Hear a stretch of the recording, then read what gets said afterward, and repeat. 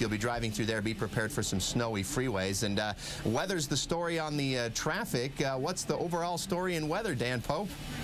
Weather story is snow, as you know, Andy. We've had the third snowiest November on record, and look what the snow tallies are in the mountains. We are so far ahead of the ball game, looking at 155% in the Duchesne drainage, 119% in Price. How about the Virgin at 198, and the statewide average is 139%. Now, granted, we're early in the season, but we've got a nice little jump start. The problem is, obviously, that it's causing some travel trouble. Now, this is the warm front and cold front associated with this storm system. I want to move away because the reason we're seeing snow this morning is a warm front. This is an area where the air is moving up over the top of the cold dome of air that we have stuck near the surface, that cold, brutal air.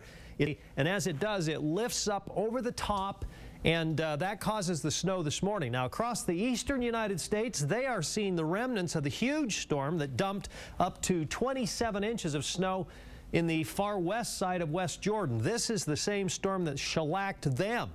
Again, focusing on this warm front.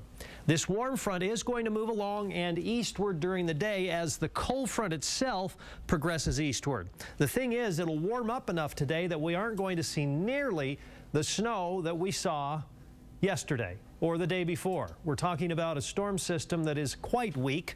Up here in Idaho, yes, it's still storming. That's the main cold front. But let's focus in here on the Wasatch Front. Let's go in a little closer. Salt Lake Valley, Ogden, you can see that it was snowing earlier, but now the snow has stopped in Ogden. It has stopped on Vortex in Salt Lake City. Let's focus in on Salt Lake. Okay, a few little snow showers around Magna. But in Utah County, you saw it, Andy Farnsworth was showing you, here's the back edge of this storm. So from Santaquin to Provo, the snow will continue for another 5 to 10 minutes. Then it's going to be over with. So the problem is the roads are so cold and the temperatures are so cold, anything that's falling is sticking. So that's going to be the issue today. And the main issue is, of course, west of the Wasatch Plateau and west of the Wasatch Mountains. In the eastern side of the state, it's really not a problem.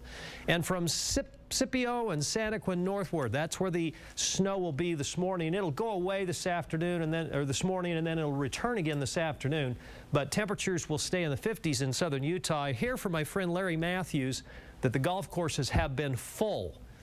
In the north, again, that light snow that has stopped in Ogden will continue in Provo for another 5 to 10 minutes. Will return this afternoon as a rain-snow mix.